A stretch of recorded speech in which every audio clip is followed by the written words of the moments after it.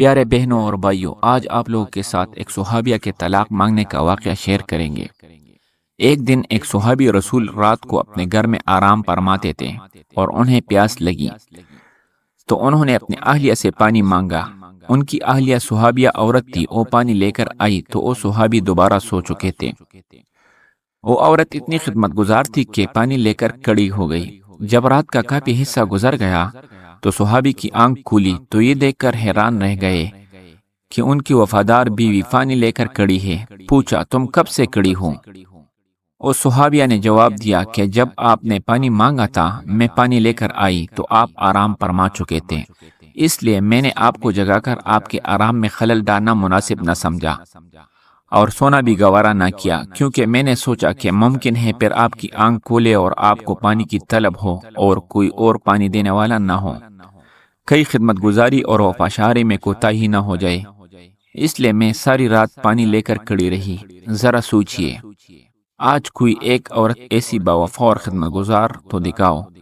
آج اگر خاوند پانی مانگے تو بیوی 100 باتیں سناتی ہے، لیکن ان عورتوں کی وفاشاری بھی دیکھو۔ جب اس عورت نے یہ کہا کہ میں ساری رات کھڑی رہی تو اس صحابی کی حیرت کی انتہا نہ رہی، فوراً اٹھ کر بیٹھ گیا اور عجیب خوشی کی کیفیت میں اپنی بیوی سے کہنے لگا کہ تم نے خدمت کی انتہا کر دی، اب میں تم سے اتنا خوش ہوں کہ آج تم مجھ سے جو مانگو گی میں دوں گا۔ صحابیہ نے کہا، مجھے کسی چیز کی ضرورت نہیں، بس تم راضی ہو اور خوش رہو۔ لیکن جب صحابی نے بار بار اصرار کیا تو عورت نے کہا، اگر ضرور میرا مطالبہ پورا کرنا ہے تو مہربانی کر کے مجھے طلاق دے دو۔ جب اس نے یہ الفاظ کہے تو اس صحابی کے پاؤں کے نیچے سے زمین نکل گئی۔ وہ ہکا بکا اور حیران رہ کر اپنی بیوی کا منہ دیکھنے لگا کہ یہ کیا کہہ رہی ہے۔ اس نے کہا، اتنی خدمت گزار بیوی آج مجھ سے طلاق کا مطالبہ کر رہی ہے؟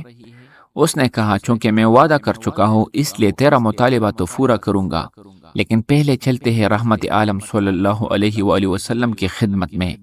آپ سے مشورہ کے بعد جو فیصلہ ہوگا اسی پر عمل کروں گا۔ چنانچہ صبح صادق کا وقت ہو چکا تھا۔ یہ دونوں میاں بیوی اپنے گھر سے نکل کر رحمت عالم صلی اللہ علیہ وآلہ وسلم کے حجرہ کی طرف روانہ ہو گئے۔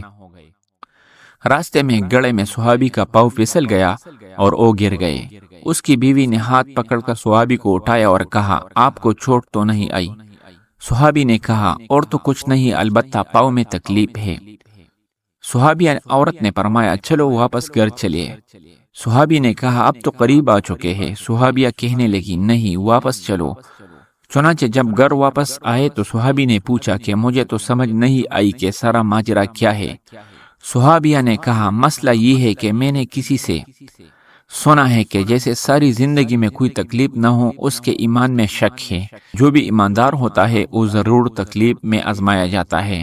مجھے تو آپ کے ساتھ رہتے ہوئے 15 سال کا عرصہ گزر چکا ہے، لیکن آپ کو کبھی بھی سر میں درد نہیں ہوا ہے، اس لیے مجھے شک ہو گیا اور میں نے سوچا کہ ایسے آدمی کے نکاح میں رہنے کا کیا فائدہ جس کا ایمان مشکوک ہو، اس لیے میں نے طلاق مانگی۔ لیکن جب راستے میں آپ کے پاؤں میں چوٹ آئی تو میرا شک رفع ہو گیا۔ الحمدللہ آپ تکلیف میں آزمائے گئے اور آپ نے اس تکلیف پر صبر کیا۔ یہ ہے صحابہ۔